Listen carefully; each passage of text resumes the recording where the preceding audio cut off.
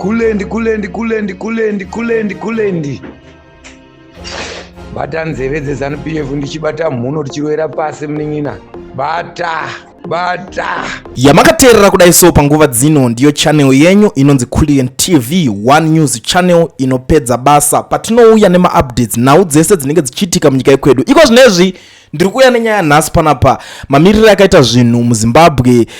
Kuda Tagwirei akarohwa 10 not nezuro kwamutare, vari kudriblana each and every day. Hapana zuva rekunzi muZANU-PF panongorarwa vanhu ndimunogona kutorara muri kwamuri ikoko. That's why muchiona pape pachinzi Mnangagwa anenge achishanda overtime ari kuState House, anenge achironga maths dzake. And I always tell people kuti never underestimate Mnangagwa kana dzanyaya dzepolitics, because that guy, he is a politician for sure. Imagine munhu kuti akauya aka outsmarta munhu akaita saVP Chiwenga, cause VP paangabva kuBaraki kwake anga ane maprinciples nemavalues avo ekuBaraki of which anga akasiyana that guy, because that one is a politician 24/7. Basa rake ndere kuti hadi kuona munhu anobudikira padhuze naye, munhu anoita kunge akuda kungopenya marivals, hadi kumaona padhuze pake. Imagine kuti nezuro chaiye vaitobudisa vachitaura kuti President Mnangagwa Mnangagwa is now the only ZANU-PF official allowed to hand over card donations as the ruling party moves to contain ambition individuals allegedly eyeing the 83-year-old leader position in its image. Saka pana vanhu vakataurwa apa ndana Tagwirei and Chivayo. At the end of the day, Mnangagwa, yes, he can work with you, but you never trust anybody. Ndo marules avo zvasiyana manje nevamwe kuti anenge achitoshanda kuti saka ndakufarirwa ndakuita se iye mutemo wake sema-politician, mutemo wesystem yavo, they don't trust anyone. And the funny thing is all the politicians defending 2030 are criminals who want to avoid jail and continue looting, nothing to do with patriotism or developing, but greedy, insensible appetite for corruption with impunity and selflessness. But you know what thing, Mnangagwa anovatora vakadaro because you want to defend the 2030 because imimi mukavheda kusungwa nyaya yekujeri diki because yanenge chiudza kuti isusu takatogara jeri racho zvekutoenda kudai so zvekutoenderera kumberi. Now dakukudzai madribblero akaitwa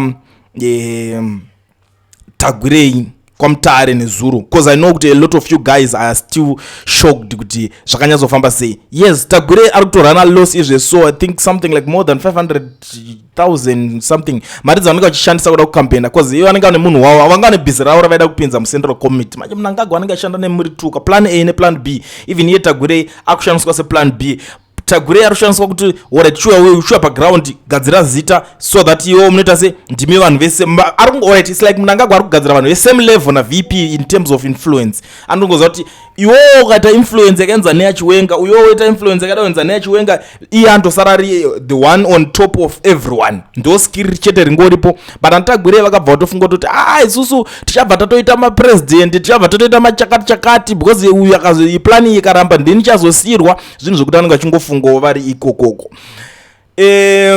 Ndichadzoka ndichikudzai nyaya yaMoses Mpofu and Mike Chimombe ivo vakamirira sentence yavo kuHigh Court nhasi yenyaya dze7 million fraud yavo ndichazouya ndichikudzai kuti zvinenge zvanyatsofamba sei. Now toda kuti tiende pane nyaya yacho tionesane kuti zvakanyatsofamba sei, chii chakanyatsotora nzvimbo kwamutare. Ndozviziva kuti this is something chekuti imimi munogara makamirira kuti Kulian watiregerera, you know I will never disappoint you. Right, it was a battle of titanic proportions in Manicaland province when 3 different camps of Uganda clashed over candidates to fill the vacant Central Committee position that became available upon Dorothy Mabika's assumption of the Women's League chair position. All 3 Uganda camps were determined to prevent General Sanyatwe, who is aligned with General Chiwenga, from assuming the position. Kuda kwashe Tagwirei begged Justin Matsatsira, while John Paradza supported Deputy Minister of Primary and Education Evelyn Gata. Temba Tungwarara, a renowned Gananda Pro-Max in his own right, stood as a candidate and ultimately emerged as the winner. His victory has sparked accusations and counter-accusations within Kudakwashe's camp, causing immense distress.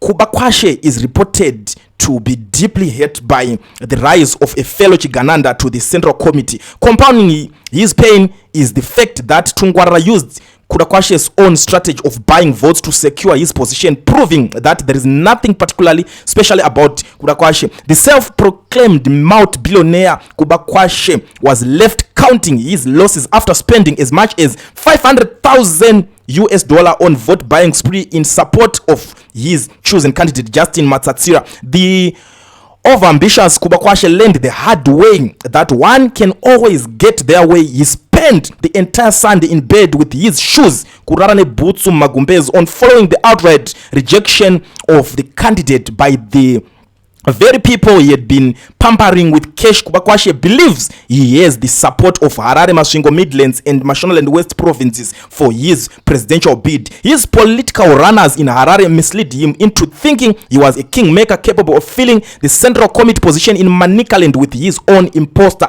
After a week filled with Kudakwashe usual rezo-dezo of raptors and fancy cars making nocturnal visits to Manicaland PCC members, it was assumed that Justin Matsatsira would easily land the position. Since the election, a political inquest has commenced with Kudakwashe's camp. There is growing suspicion that money may not have been delivered to key players and that a significant portion of the funds remained in the pockets of Kudakwashe's Harare runners. The sooner Kudakwashe realized that Manicaland is not Harare, the better. Meanwhile, John Paraza's involvement diminishes any remaining chances Gata had in the race. The mere mention of his unpopular name caused significant displeasure among the Manicaland politicians. Made vachitatsurana vachidribblana isusu kuti zvinhu zvedu zvinge zvichifambira. I think Zimbabwe will be a better place kana zvigananda zvikaramba zvichirwa, because zvigananda zvinoramba zviweakenana. But chandoda wangu kuzivisa mhuri yeZimbabwe ndechekuti Mnangagwa ana wake ndo zvaari kuita. Vakomana ava vari on a mission, vari kufunga kuti vari paposition yekuti tichazosiyirwa tozodai so tichazopinda tozosara takanobata zvigaro.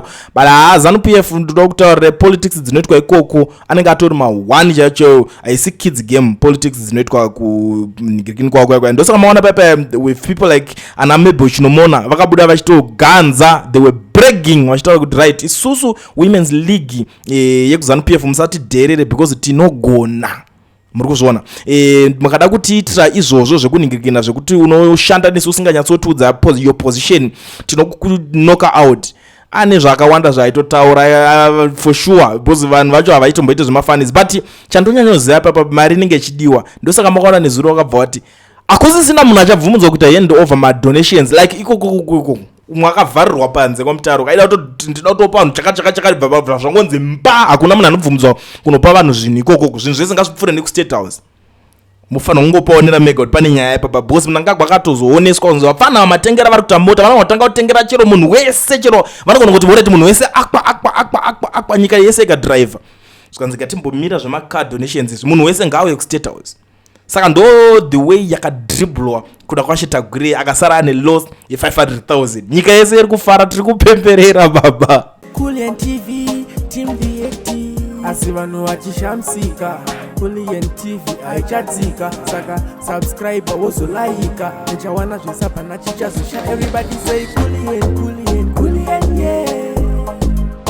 Information need brilliant yeah. Everybody say Kulian.